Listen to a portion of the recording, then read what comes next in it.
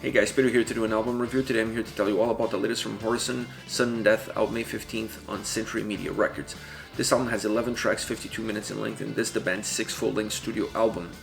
The Swedish rockers are releasing an album that, in my opinion, stays true to their original sound while still feeling fresh. It's a fresh new look and a fresh new delivery to this record.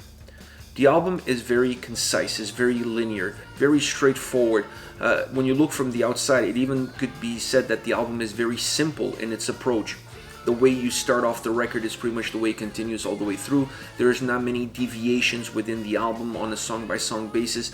It's really well put together, it's really tight, it's really concise. Having said that, the album does offer dynamic changes, but to me those dynamic changes are happening more within each and every single song. This is a 70s driven, eclectic sound-based record. So while the overall feel of the album is that of one full record, like I said, very linear, very concise, very straightforward, when you look at the individual tracks, you could see the changes happening on a track-by-track basis. So this gives you two feels, two different approaches, if you will, a more calm at the surface and then a more turbulent underneath it.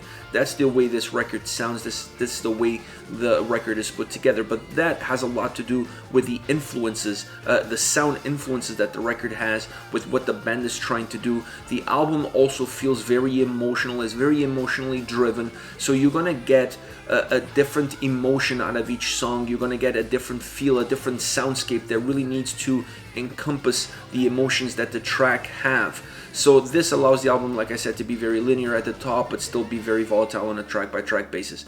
I like that. It's a different way of approaching a record. It's a different way of creating an eclectic album without allowing the tracks to fall apart from each other, without allowing the record to feel broken into several little pieces.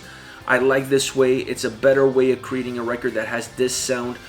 When you look at, like I said, when you look at the influences and you look at the emotional magnitude that this album has, to me this is a better way of constructing it to stay true with the record all the way through and not allowing the album to go in too many different directions, trying too many things, and at the end you're left with nothing in your hands. So I really like what they did here. I really like the emotional component that the album has, and to me that emotional component is really taken from all different elements of the record. You feel it in the lyrics, you feel it in the song titles, you feel it in the title of the record, you feel it at times even in the sound and how the songs are put together, how the same elements, guitars, pianos, how these same elements are used in different formats to give different melodies, to create different soundscapes that really enhance that deep emotion that the album has. Now, to me, there's a few elements that deserve a little bit more of attention because I really feel like these are the core elements that really push this record forward, and I want to start off with the guitars. Great guitars on the album. I really like the dual guitar harmonies that the album has. They use it quite a bit throughout the record. I really love that. It adds more volume. It adds a bigger sound to the album. Killer riffs, this old school sound and delivery to the way the tracks are put together. It really transports you back in time, but at the same time it still feels relevant to today. It still feels modern. It just has this old school touch to it. So I love the overall guitars on this record. To me, they were really beautifully done, really allow them to just intertwine themselves with the overall sound that the record has and with the other elements of the album that are all moving sometimes in the same direction but sometimes in opposite directions. So the guitars had a very important role in the overall sound of the record, but also in the overall fluidity and dynamic mechanisms that the tracks and the overall sound of the album has. The next element, in my opinion, is the piano. You have to talk about the pianos on this record because a lot of the songs are really driven by the melodies of the piano. So you have to talk about it because it just becomes such a huge part of the overall sound. This feels like a piano rock-driven album at times. It's just very predominant on almost every single track. Obviously, some tracks use it a lot more than others. There's definitely fluctuations from track to track, but it's always there. In every song, it has a presence, and it has a very unique sound. It has a very unique approach, and in my opinion, the slight changes that happens on a track-by-track basis really comes from the emotional aspects that the album have, and then when you mix that in with the piano, allows the sound of the piano to go in slight different variations, and that gives a very specific sound signature to each and every single song on the record.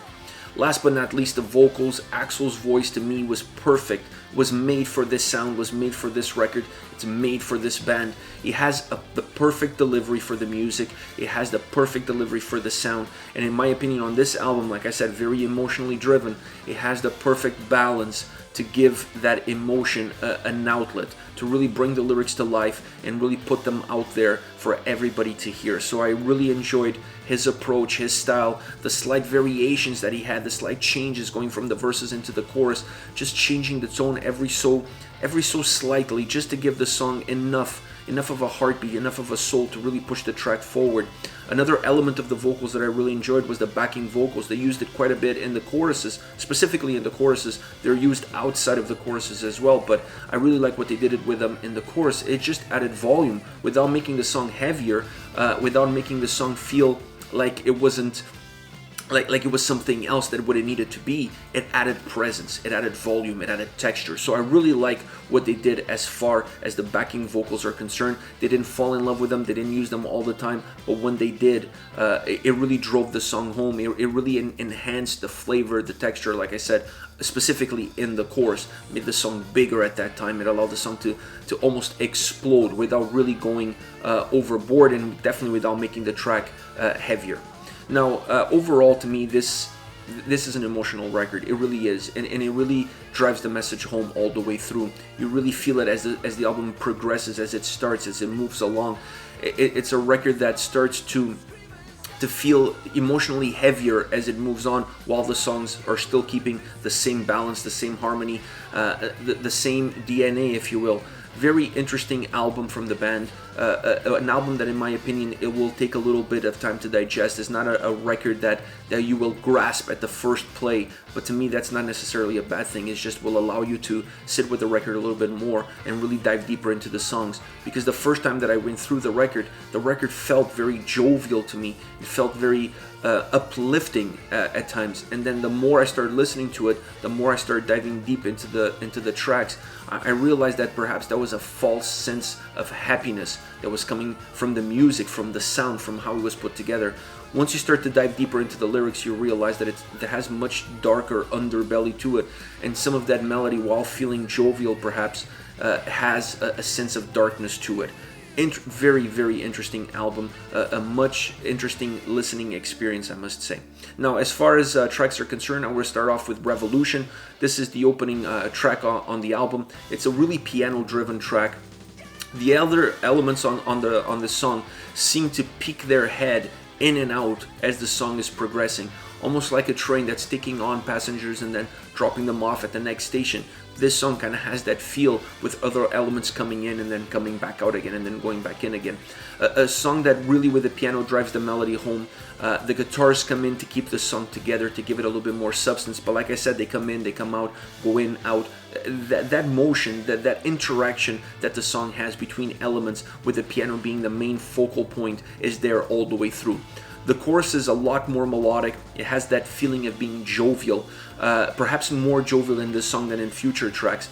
And I really like that aspect of it, because this is the opening track. You really want to start off perhaps on a brighter mood before things go down a much darker path. So I really felt that this was the perfect song to start off the record, due to the characteristics of the song and due to the sound that it holds. I love it. I love the piano bass that really dominates the overall sound on this track. Next, Standing Here, a song that offers a little bit more bite on the guitars. Definitely, I wouldn't say necessarily heavier, but the guitars definitely have a little bit more of an edge to it. They still use the piano a lot. It gives the song this 70s infused piano-driven rock sound, if you will, but I really felt that the guitars had a little bit more of a presence on this song. The chorus is bigger, and in part of that is the backing vocals. I mentioned this earlier. They use it quite a bit throughout the record, and in this song, the backing vocals in the chorus really made the song feel a lot bigger. More volume, more texture, more sound, more layers. I like that. It gives presence, and it really allows the chorus to become a little bit more hooky, a little bit more catchy, and it becomes the heartbeat. It really becomes the center of this track. As the song continues, passing the chorus, you start to feel like as the song comes to its closing momentum, it starts to gain some energy, starts to gain some life again, and it closes off on a strong note. Really interesting track, really interesting the way it's constructed, the way it's put together. But to me, the chorus allows the song to be what it is. It's really the heartbeat, with the guitars driving everything else around it. Last but not least, Breaking the Chain, one of the hookiest, catchiest songs on this record. It's simple, and because it's simple, it works. The chorus is really important in this song, but I really want to start off with the way the song starts. It starts off almost like a soundtrack to the show Stranger Things. It has that vibe to it. It really does. The way the piano sound, the way it comes together, the way it starts, the way it comes in, the way it fades out into the rest of the track. It just felt to me really dated, but it works because that's the feel of the whole record. Moving from more of that synthesizer driven sound at the beginning, the guitars come in to give it more of a rock feel as the song progresses, becoming slightly heavier as the song moves on. The synthesizers still stay there, but they become more of an underlaying to the track. They peek their head out every so often as the song is progressing, but they're still there. They're just not as present. They're not continuous, if you will. They're more intermittent, coming in, going out, coming in, going out. But I really like it. But once it gets to the chorus, you realize that that is the song, because the chorus is simple, is one line, breaking the chain, repeated over and over again with backing vocals to create that sound, that bigger sound, that more texture, those more layers, really making it even more memorable. And like I said, the simplicity that it has, it's what makes it so hooky, so catchy. A song that has a very straightforward formula of versus chorus, versus chorus. It doesn't really deviate from that path.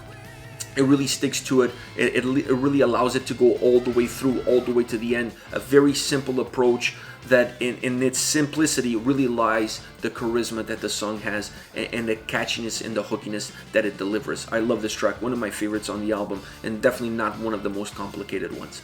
Alright guys, this is it. This is Horisont with Sudden Death, out May 15th on Century Media Records. Let me know your thoughts on the band, on the singles. Use the comment section below. I'll be reading those and getting back to you. Take care guys.